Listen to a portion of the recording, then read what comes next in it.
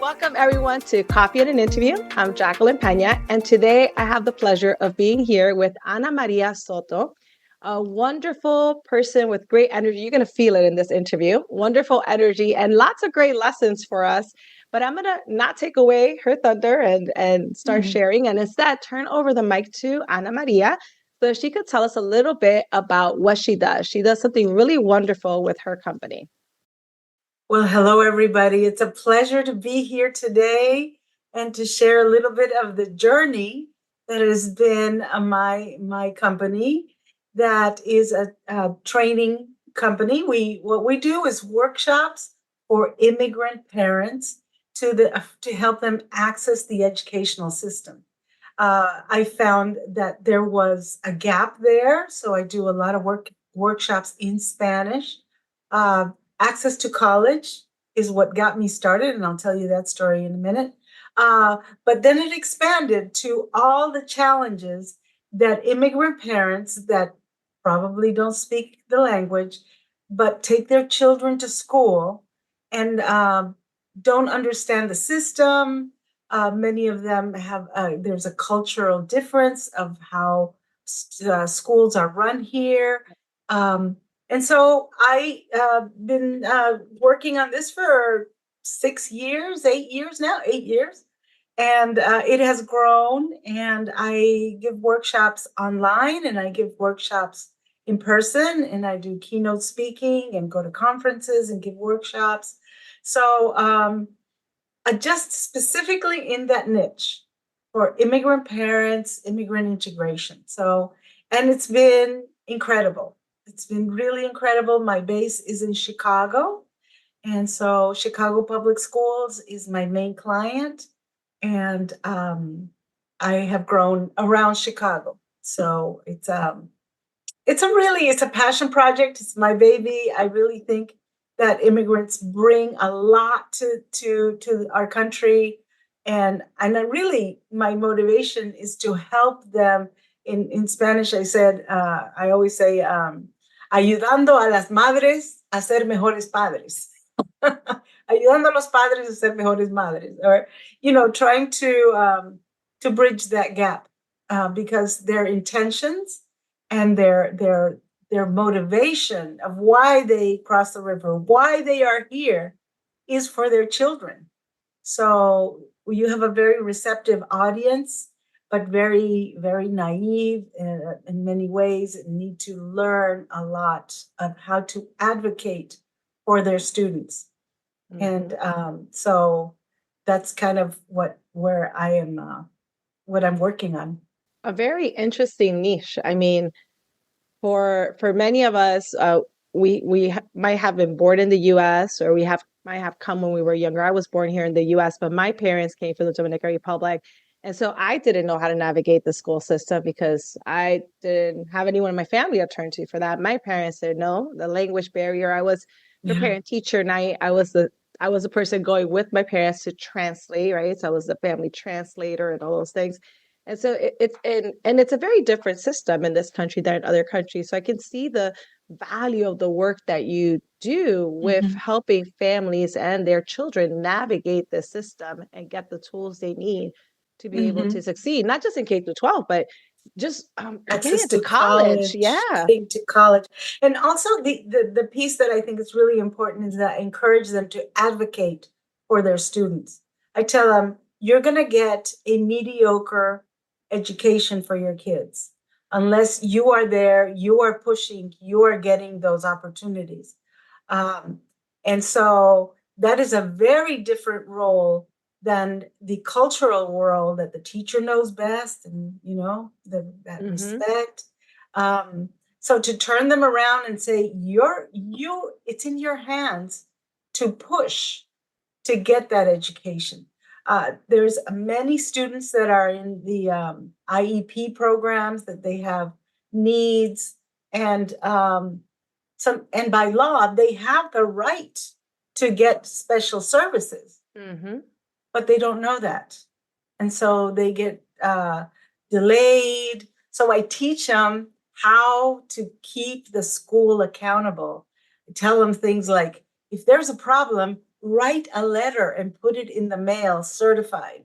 That way you have record that they have received your complaint. Stuff like that, that is um, taking it a step beyond so that they get what they deserve, and that the children get the education they need.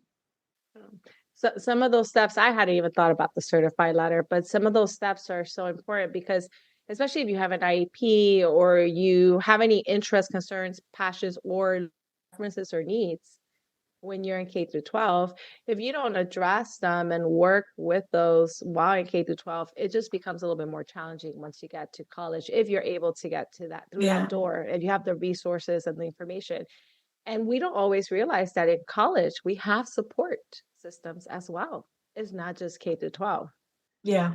But at that time, I always tell them, educate your children to advocate for themselves, Mhm. and teach that to them. And so it's tricky when they're younger because they're the ones translating for the parent, and you have to decide, is this a conversation that the child needs to hear or not? There might be things that children don't need to hear, but the teacher has to say so. So get a translator. They have to give you a translator. Um, face. Um, I always remember this lady. She kept on going to all the parent meetings, and she didn't speak any English. And I'm like, why are you going? It's like para dar la cara, just so that they see me, just to be present, um, and find the way to advocate for your children, because time is very precious. They're borrowed little angels you get. And if you don't advocate for them in that period of time, they move them along. I know many people that get to high school without really knowing how to read very well. Um, and that would be a parent pushing and saying, "Can you read?" All kinds of things. It's grown into all facets of how to advocate for children, how to um, supplement their education in the summer, um, make memories. Um, I tell them, if it's raining, go for a walk in the rain. They'll remember that. Yep. or take the bus to the beach. Stuff like that. That it would be an adventure for them. And I always, and the power of words. Um, Sometimes Latino parents can be very harsh with their children. Um, and I always say, don't ever let them doubt your love. Don't tell them, I won't love you if you don't do this, or I won't love you if you don't get the grades. Don't say that. Find another way, find communication skills, um, learn how to control your anger, Mhm. um, which was an issue for me personally, when you have toddlers that don't do what you want them to do. And so I teach a method where you put a rubber band on your wrist. And Yep. if you find like you're losing control, you snap yourself and go, remember, you're the adult. Snap yourself into uh, being a parent. Sometimes you have to do that. And um, high strung people need to learn how to control that. And little tips like that, they laugh. They've developed so well. I've done leadership academies with groups of parents that I get them for like 12 weeks. And so we cover all kinds of things, and then they're ready to be leaders in the school. So they go to the PTA, or in Chicago's case, it's called the local school council, and they run for office, and um, they really take on the leadership of the school. So it's a wonderful thing to see. So your work has truly expanded beyond that initial mission, perhaps, of helping Latinas and Latinos prepare, apply, and pay for college, and Yes, even yes, expanded beyond the work you're doing with parents, because I think that work is so important to give parents the tools to advocate for their children. But it sounds like you do some parenting support, advice, but also leadership development. It's Yes. much broader than just let's get your kids into college, let's navigate the Yes. education system. Because so many times when you find leaders or people that have leadership qualities, you have to give them the confidence to move forward and take those roles. And so sometimes a little push, a little, yes, you can do it. You can run for this. And many parents, their biggest concern is their lack of education. So they'll say things like, I didn't go to school. I, I went to third grade. I was taken out of school to carry water in Guatemala or wherever. And so I said, well, you are a parent. Your voice is just as equal as the principal, as the teacher. You are the parent.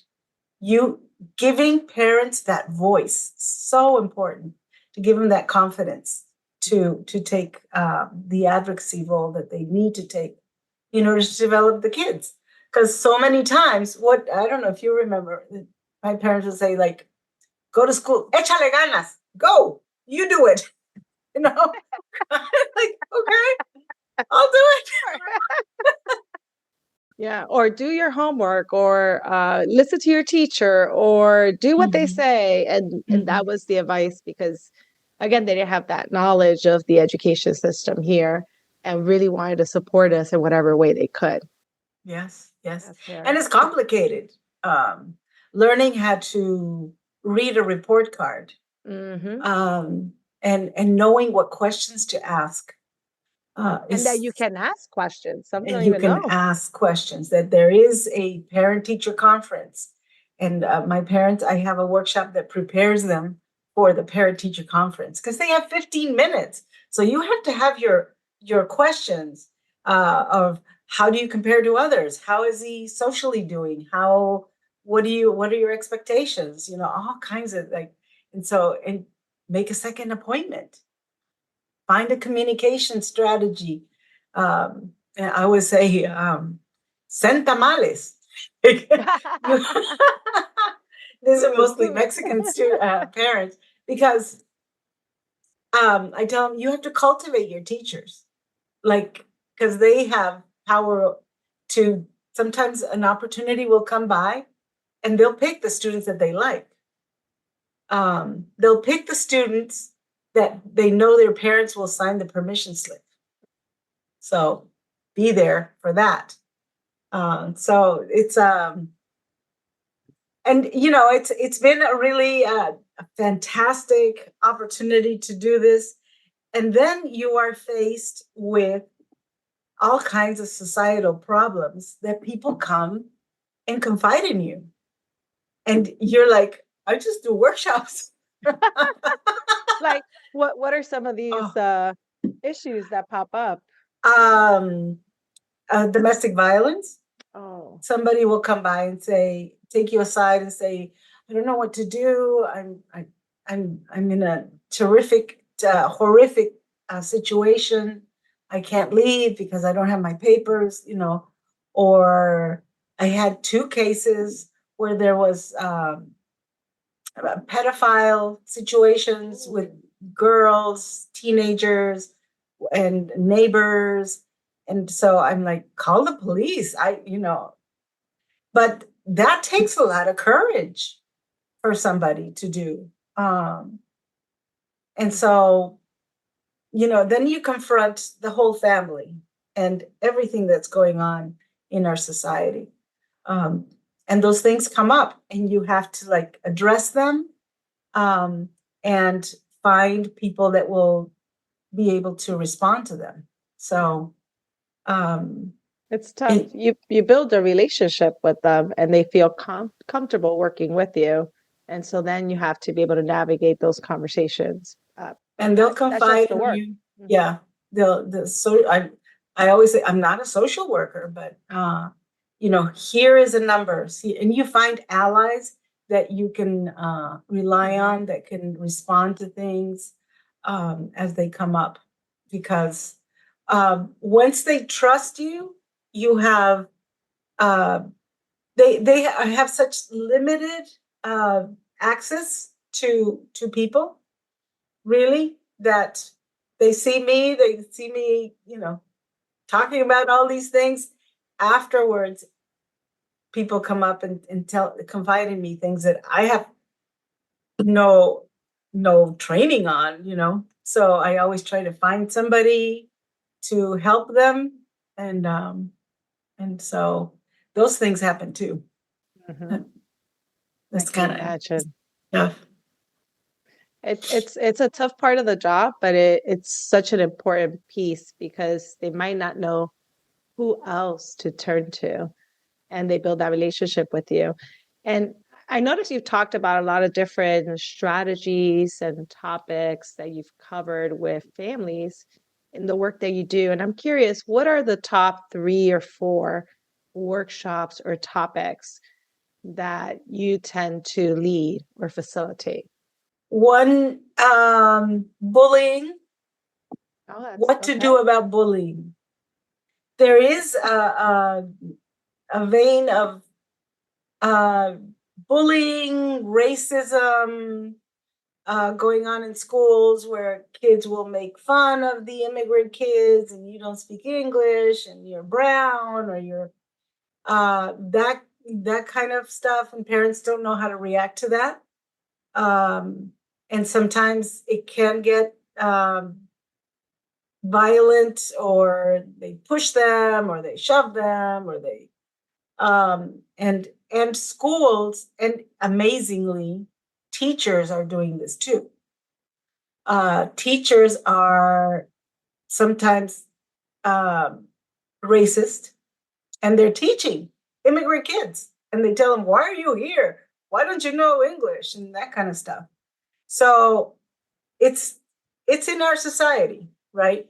Um, so how to deal with that? How to take the steps to write it up, um, really address it with the administration, move it up the chain of command, even if it's to the superintendent of Chicago Public Schools, if you have to. Um, but don't ignore it, because so many times parents either ignore it, or they want to fight. They want to like fight back. And I always, I always tell them, you don't know if the bully's parents are bullies too. You don't know if they are armed. You don't, you can't confront another parent without a risk of being hurt yourself. So um, you have to put it on the school, but you have to keep at it. They have so many problems all the time. So put it in writing. The trick of sending it in a letter. Um, Keep at it. Don't give up. No, and so many times the children stay quiet and don't tell you. And I think a lot of times we're ashamed or we don't know if we could speak up or we're scared. So that's a whole other toolkit for parents. Yeah, yeah. I always tell them that children have a secret life that you don't know about. Mm. So snoop around. Yeah. I In a like, good way. It's fun. in a good way. Yeah, yeah. But like, and that's, I always tell them, it's your decision. Yeah. You have to make these decisions for your family. But does the child have privacy? Mhm. I look around when my teenager, when she wasn't there, I looked under the bed and see what was going on. I found a lot of candy wrappers.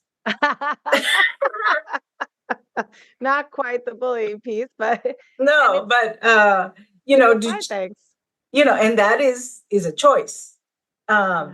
Do you let Hmm. your children teenagers close the door of their room and do whatever they want in their room? Mhm. What That's about a now? Social media. When you and I were in school in K through 12, we didn't have no. Instagram and TikTok and Snapchat and all the social media. There's a whole other side of bullying that goes on through social media, and some of our parents might not know how to navigate that with their children. Yeah, yeah. I always tell them to disconnect the internet at night. because 3 in the Mm. morning is when the kids, little ones, 10 years old, are on their phones, talking to each other, talking to strangers. Who knows? Mm. It's like I always tell them, it's like, would you leave the door of your house open in the middle of the night? Well, having the internet on at night will it's like having the door open because they will get up at 3 in the morning and start. I never thought of that. Yeah, but then my parents like, yeah, but then I have to call him and get him to reinstall the internet. And So that, you asked me the top three. I would say yeah, so that's bullying, one.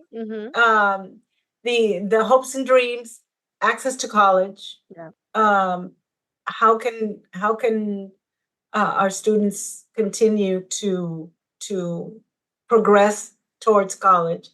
And the third one would be the generation, the cultural divide. Um, Hmm. and that's a really super fun one to do because it's so different. When I grew up in Latin America, and and I, but I'm American, so I could tell what my father went through. Now, as an adult, you realize how stressed he was of why are you wearing that? Where are you going? No sleepovers, all these things that American kids could do, and I couldn't do. No sleepovers. My father had decided you, you are not allowed to ask permission for a sleepover. That's it. I am not Period. discussing it, period. I'm like, come on, everybody's going to be there. So he would take me and then pick me up. When everybody was going to sleep, he'd pick me up and take me home. Yeah. No Like, sleepovers. hi, I That's didn't how I like grew up. that. So that's a small piece of the cultural divide. And I'm thinking about the way you grew up, the way I grew up. What else are you thinking of there, the cultural divide? Because yeah, we no sleepovers. That's not allowed. No, not allowed.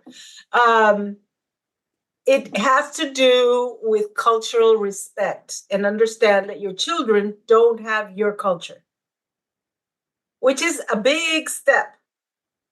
So, um, be try share your roots, your food, your music, your language, but respect that your children are growing up in a different country and that they will have their own set of cultural values that are different from yours. But Mhm. there is a bridge. If you are um, proud of your own roots and your own history, then uh, communicate that to the children. One of the things that I thought was really interesting is that parents that suffered coming here and sometimes crossing the border, they don't want to share that with their children. They want to shield them from that pain. But that is what makes us proud is that they had the guts to do that. They Mhm. had I so many parents, amazing. Jackie, this is amazing. They didn't share with their kids that they were undocumented until the students were getting ready to go to college. So, oh my God, Mom, I need my social security number to apply for FAFSA. Honey, you don't have one. Oh, what? Imagine. Uh, so you didn't share the the situation with teenagers, You but couldn't that's what prepare. parents do to shield you from Mhm. pain and trauma that I imagine you carry if you are undocumented in this country. Um, but at what point, do you tell them what's going on? Um, so those are some of the things that I find really interesting that you have to have respect for the other culture, the way they dress. Um, and there's some things that you're not going to like, but as they grow up, your job as a parent is to keep them safe. That's your job. And Mhm. then um, as they grow, they will make their own decisions and you have to respect them. Um, one example people always talk about is tattoos. No, I have some. Not Well, not let okay in my family. not okay. And they're permanent. You know, the parents are like, I can't believe he got a tattoo. It's like, well, that's a very American thing to do. So you have to, at some point, little by little, let them go, guide them to adulthood. I love how you approach the great cultural divide. I was born in the U.S. I think I'm the first person in my family born in the U.S. My extensive family, and my parents came from the Republic. They brought their traditions, their culture, their way of thinking, of being, their values. And I think a lot of times we can clash with parents, right? With our parents because we don't see what they're seeing, they don't see what we're seeing, and we're not respecting each other's culture. And sometimes, and now I grew up in the 80s in the school system where Mhm. there was a canon, there was one way of being, there was one set of things. And sometimes that created this idea of one group is better than the other or those feelings and it doesn't help with that great cultural divide. Mhm. So your approach of respect can be so helpful with immigrant families, but all families. But respect, learn to respect the culture of your parents and to understand it, to respect it. This is their culture. Your parents learn to respect your culture, the parents respecting the children's culture. This is who they are. They're not really American. They're not fully In from the your middle. country. They're in the middle. So there's a whole other set of psychological challenges and life challenges to overcome when you're in the middle, when you're the first gen and you're living between these two cultures. So I Yeah. think respect is such a beautiful way of being able to approach this and really bridge that great cultural divide.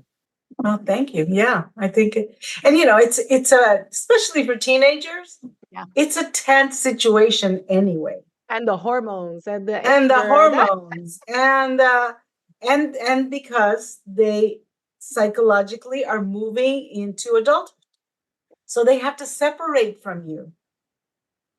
I mean, that's tough. For that's horrible. Like, why doesn't he hug me anymore? Right? yeah. It's hard. It's hard. It's hard being a parent. I don't recommend it for everybody. Get a dog if you're not like made of steel or something. I don't know. It seems like it's tough being a parent, and it's tougher to be an immigrant parent. Um, Hmm. and so you have another set of challenges there. But it is a joy to see them grow. Yeah. I have a daughter I was who's, about to ask. yeah, 26. Oh, So you she's went now through that 26. pain. You already Woo! you It's- survived that pain, the teenage years, You never get over it. You the still battle have like scars. that. Oh, I still want to tell her what to do. Like, no, no, don't do that. No, you have to. You have to treat them when they're 26 like they're a friend, like your friend. You wouldn't. Yeah, you have to. Listen, I'm 46 and my mom still is dying to tell me, don't wear that. Where are you going? What's up? Like I could feel it when she sees me. I'm like, yeah, we don't live together, but okay, this is how I dress. Thank you. Ah, It's it's that a it's that love. It's the love of the it's a parents. love. Yeah. But I Yeah, think it's the love of our family and a true passion for helping people succeed that brings us to the work we do. We're both in the education space per se. yeah. And I think our experiences growing up in the U.S. Well, you were born here, you went back, and then you came back to U.S. Well, I came back. I was born here and then grew up in Latin America, in Ecuador and in El Salvador, Okay. and I got back to the United States when I was 17. So I was a junior in Oh, high school. yeah, that So was difficult to navigate. That probably taught you a lot of lessons for the work that you do now because you came in almost at the tail end of your K through 12 I education. went through three high schools between junior and senior year. Three? Yeah, yeah. So, but I'm a very gregarious person, made friends everywhere. Okay. And I had my best friend with me, which is my sister. So as long as I had my sister around, I was okay. So I don't know how I did it, but it didn't seem that hard. Well, you It, you succeeded. You it succeeded. was shocking at times because I went to a small high school in El Salvador, and I ended up in a. So imagine our high school in El Salvador graduated 80 kids, and I went to Montclair High School in New Jersey that graduated 800 kids. So like from 80 kids to 800 kids. Oh my Um, goodness. That's a huge culture shock of itself. Forget it all the was other and parts. it was multicultural and uh, all kinds of people. That town only has one high school, so everybody went there, and it was an incredible experience, really eye opening. I'm curious because this is your passion project, this work you do, Yes. and you had this slightly unique educational experience in US. What do you think are the main motivators that told you or sparked this fire in you that said, "Let me start doing this Mm. for families in Chicago"? What do you think Mhm. about your experience or the true motivators? What was that spark? Well, I come from a family of change makers. My Hmm. parents were in service to the community. My father is a bishop, was a bishop in the Episcopal Church, so we were missionaries and worked in community since I was born. Uh, I was dragged to church meetings and community meetings and that kind of stuff all my life. I remember hanging out in my dad's office, putting to, you know, how the chairs have rollers, and I would lie part of my body on one and part of the other, and like waiting, But learning at the same time. learning, always listening, and always. So we grew up in service, and we were told and taught from early on that the secret to happiness, and I truly believe this, is serving others. If you find a way to help other people, you will be a happy person. You will see people grow. You will feel fulfilled. I tell students right now, you know, if you want to feel good, help somebody else. There's a crisis in depression in young people right now. Like, get out and do something, clean a beach, do something. You'll feel better. So we were brought up like that. So I have this company and I work in education. My sister works for the is the CEO of the Student Conservation Association. My brother is a lawyer, but not, he's a public defender, defending the poor. And my youngest sister is a teacher that teaches immigrant kids in middle school. Middle school. Oh my God. Talk about hormones. Oh my God. How does she do it? I don't know. And she does theater with them and stuff like that. So um, we come from a family of change makers, and the generation, our kids are following our footsteps. So it's a family tradition that we Oh, I do. love it. I love, Yeah, and I love how you framed it around living a life of service in some way, how that affects your own mental well-being and your own happiness, and looking at what's going on with the increased levels of depression. And I think we've lost touch with service, and I think that's where the power of change making comes in, helping absolutely. create communities of change makers. And that's part of what the tools we could give parents and students is how can we be change makers? And yes, we're helping others. And the side effect is we're also living a life of service. And it just changes our perspective and how we look and how we Absolutely. feel. And even if you are a business owner, Yes. find a moment to mentor somebody. Even if it's just, you know, there are mentoring programs where you could just call once a week somebody, create, you know, share what you know, your encouragement, your vision, because sometimes you don't see it yourself. Mhm. You don't see your own potential.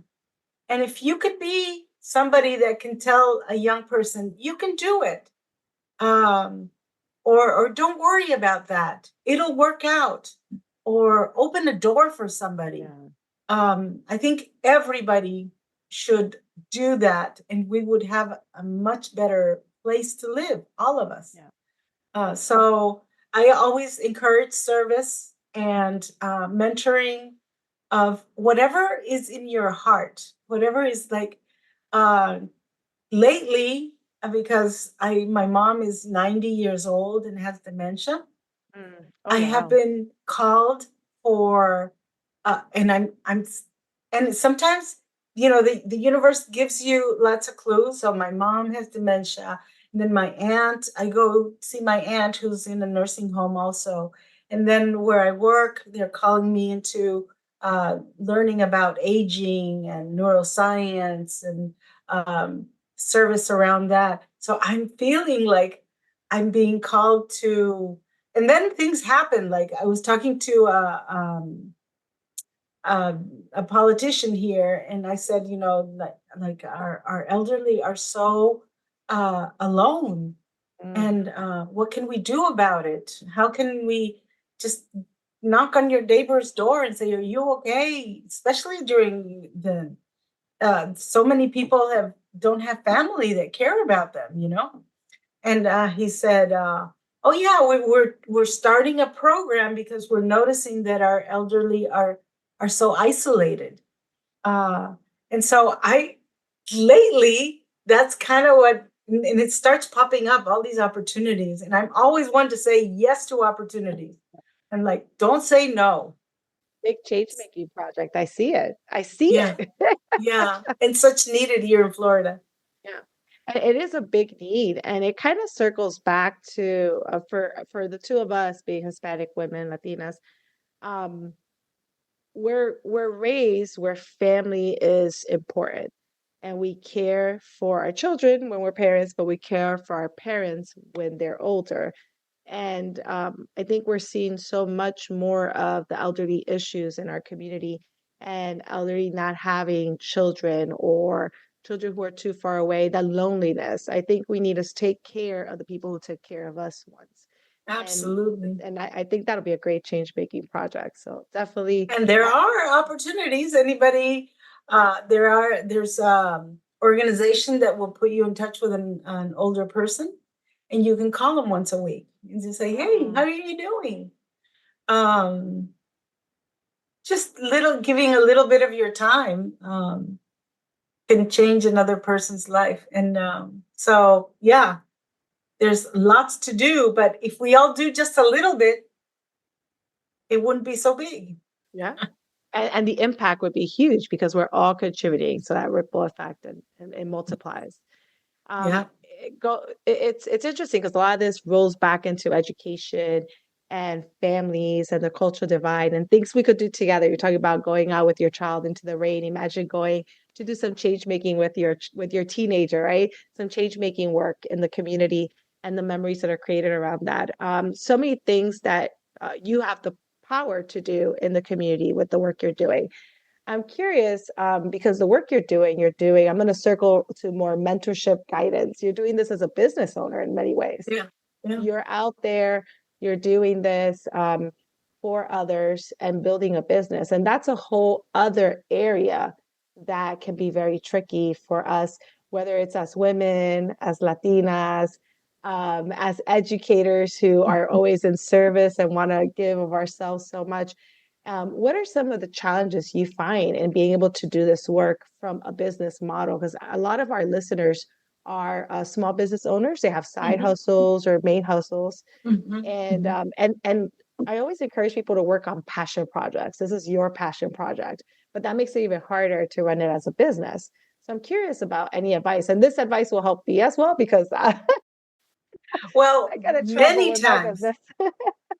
if you start, you have to evaluate your opportunities, Mhm. and some of them, and I always say once a year, look at all the things where you're serving, and evaluate each one.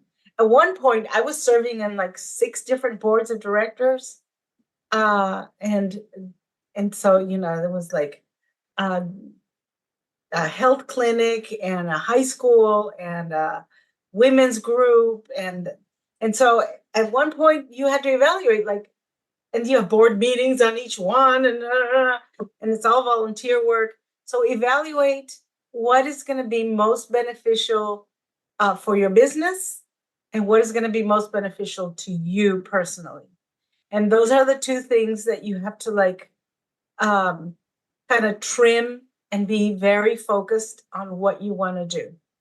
And how effective because your time is precious. That's the only thing that no one's ever going to give you back is your time. So be very focused on your time. What happens to me a lot is that people ask me to speak as a keynote speaker or give a free workshop. And lately, at first, because I was starting up, I would say yes to everything. And then I found myself really burning out. And you have to take care of yourself to be able to take care of others. So I decided that I'm not doing anything for free. There has to give me some honorarium or something that I can receive, because there are so many free opportunities you can give. Or at the beginning, you could set and say, you do one free thing a month for your community. Or my advice is to, when there's anything to do with media, say yes. So TV interviews, radio interviews, those kinds of things, because it helps your business get known, right? And cultivate your media opportunities. Yeah. So know the people at the TV stations. If those kinds of things are very valuable, and they don't pay you, but they're valuable, right? So I always do those. I've been on. They shed light on the work you do, which makes your service to the community even more impactful, because then you're able to get more support to do that service as well. They do. And but that takes some cultivation. Make sure you knew producers. You don't, reporters, they're good. Producers and all the TV stations, they should have your number, and you call them. You can cold call them. They're used to getting cold calls, and say, "Hi, I'm an expert in education. If you ever need somebody, here's my information," and get in their Rolodexes. Very important. They don't pay you, but it's very valuable. Then community organizations, I always say, even so my rule is not for free. Even if it's $50, it's something. But for free, I don't do anymore. And sometimes $50 is almost free, because putting the makeup on, getting ready, preparing what I'm going to say, getting there is more than that. But it has to have something. And then you have to evaluate, depending. Like, I grew my business because there is a network of parent organizations. So for them, I would always give a free workshop, but that was my showcase. Then the parents would hire me to do workshops all around Chicago. But that was because it was the showcase of what I do, of the big parent conferences that happen once a year. So, but do be careful of giving your work for free. And the other thing is really hard is to charge, because you're like, everybody struggles with that. What I always think of a price that I think I'm worth, and then I double it. Oh, interesting. And then that's what you tell the client. And then you can come down from there, but at least you're starting. And then, I always say something like, well, I could do a workshop for this much, but I will adapt to your budget. So Yeah, that's a double good it. line. Hmm. Double it. We always undersell ourselves, Latina especially. So Yeah. don't be, and if they say, wow, that's a lot of money, it's like, well, let's talk about it. But at least you're starting at a certain spot that you can negotiate from. This is And very helpful because you have your own checklist, your barometer, to see what opportunities. I want to start with the first thing you said. You do kind of like when we go to the doctor, we do an annual check-in or checkup, I should say annual checkup, and we get the blood work and how are you doing. You do that every year. And I think that's yeah, great advice. Every year, do an assessment. How are you using your time? Are you using it in a valuable way? Where can you do more meaningful work? What should you change? And then having a checklist of some sort to determine what kind of work you do. Because I think a lot of us who work in our passion fields and are working with passion projects, we easily burn out because we want to say yes to a lot of things. We want to do so much. We still have to pay bills, but we realize this nonprofit can't pay too much. This school we could do for free. And I think that's the challenge is doing the passion work without burning ourselves out so that we're able to impact as many lives as possible. That and reduce continue. that impact, yeah, and Yeah. continue. So I think that advice is very helpful for any of us with a business or working in a passion field area, just as women in general, in the spaces that we work in as humans. Um, I think as humans, we need to look at our time and how we use it for these passion projects. And these are great tools to circle back to teach to our teenagers in school, to parents who are Mhm. trying to balance time for their kids, time at home, how to pay the bills. Very, very useful advice. Absolutely. And it is challenging to figure that out. Hmm. But we bring as Latinas, we bring so much to the table. Yeah. It's like And we don't realize it. We we don't don't understand. realize it. We're like, oh, pobrecita me. I'm just like me. No, mijita. This is, we bring biculturalism. We bring family values. We bring a vision for Hmm. this country that I believe that this country will flourish if Latinos flourish, because we're going to Hmm. be the majority soon. Hmm. So we have to have that can do attitude that we do. I mean, when you look at a Latino, that we work harder than anybody else. That will pay off. That will pay off. I am sure. But we have to equip ourselves with the tools to continue to grow and to flourish. Wow, what an amazing conversation because we started with children of immigrant parents in the school system. How do we help them? How do we provide tools for parents to work with their children? How do we help in the home situation with the great cultural divide and tools for that? This idea of respect, moving to tools to then continue flourishing professionally into this conversation about how are we following our passions and how are we using our time for ourselves to really do the Mhm. work that matters most for our mission in life.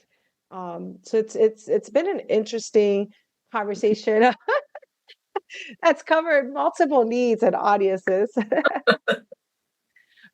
In that conversation, we've covered so many different things. I wanted to see if you had any other thoughts you wanted to share, and then jump into some advice for different groups because I think you have so much advice that you can give us, and you've given us a lot already. So Thank you. I'm Thank you. It's been I'm a being pleasure. greedy. I'm being greedy. I'm pulling more out. um, yeah, one very, very important piece. Are you ready? I'm ready. I'm ready. Vote. So it's so, so important. So, I mean, the future of this country is being decided in November. And the people that we're electing will make decisions for us. So make sure that they reflect your values. And don't be blind, like really evaluate where you're getting your information, because there is so much misinformation out there that start thinking like, is this true? Where can I verify that this is true? And then make a decision on your own. I'm not telling you who to vote for. Just go out and vote if you can vote. Because especially Latinos, we need to hear your voice. It's so important for the future. So that would be my like, what is like motivating me to get everybody out to vote in November. And you know that you can't go to vote unless you're registered to vote. Mhm. Just saying, make sure you're registered to vote. And then there's 2 weeks before November that you can go anywhere and vote. It's called early voting. And then on the day, if you didn't manage to get the 2 weeks in, go on the day and cast your vote. Because they're already making incredible decisions about our future, our bodies, our how immigrants are treated, all kinds of things are being decided in this vote. So just get out there and vote. That would be my plea to you, to all of you beautiful people. Another tool that we have access to in this country with voting. And so we've talked so much about different tools and mechanisms, and here's another tool for us to use. Absolutely. Absolutely. Yeah, well, I guess those are final thoughts and also advice for us. I want to see if you had any other closing thoughts, if bringing it full circle. One thing I'm curious about is where do you see yourself going in the future with the work you're doing? Um, that this trajectory that you've been on has been quite amazing. It is And quite amazing. where do you think you'll go next? I think I will always have my business, and I will continue to grow that. Um, Even after retirement, I will always find a way. You know, this little business I had decided to give it up at some point. I was like, I'll get a full-time job. I'm moving on. You know, it wouldn't die. I try to kill it, it wouldn't die. And that's a sign that you're doing something important. Yeah. So I think that I will always keep this passion project of mine, continue to make a little bit of money from it, which is important too. It gives me a reward for the work. So I think I will continue to speak out, train people, empower people, teach people the tools that they need to be successful. So I don't foresee ever giving it up. I did try to kill it once and it didn't die. So we're going to continue. Oh, but thank you for sharing that story. And you have taught us a lot today. I've learned a lot from you, reflecting on my own story as a American-born daughter of Jamaican immigrants, looking at my entrepreneurship life, my higher ed life. I think our listeners have as well. And you try to kill this business and you couldn't. So the need is there, and so we're just lucky that you have this passion in you and you made this your mission. So thank you for that. Yeah. Be open to signs. You know, like if if your business doesn't, if you try to kill it and doesn't die, it's a sign. There are signs that when you start seeing opportunities pop around the same thing, like people Yeah. talking to you, it's like, be open to the possibilities, because I really believe that there's guiding energy around what your purpose. So you have to be mindful to listen to it. So go forth. Don't be thinking maybe to just do it. It doesn't have to be perfect. You know, so many people are on the sidelines waiting for the perfect opportunity. just get in there and do it. It will become perfect for you. Yeah. Perfection doesn't fully exist in anything you find. And throw that imposter syndrome out the window. Just jump in there. Try it. If the opportunity is there and the signs are there, there's a reason. There's a reason you couldn't kill your business. There might be a reason why There's a those signs reason. are there. Oh, that was great closing advice. Thank you so much for being a part of this podcast episode. And for all our listeners, you're going to have resources in the description of this episode. You're going to see the website and social media and contact information for anything you need. And thank you for listening. Thank you so much, Ana Maria Soto, again, for being our guest and going on this very interesting, multi-layered conversational journey with me It was today. fun. It was really fun. I definitely learned a lot, and I hope all of you did as well. So thank you so much once again for listening to the episode, and thank you, Ana Maria, for being our guest today. Really Thank appreciate you. it. Thank you so much, Jackie. Thank you for listening to Coffee and an Interview.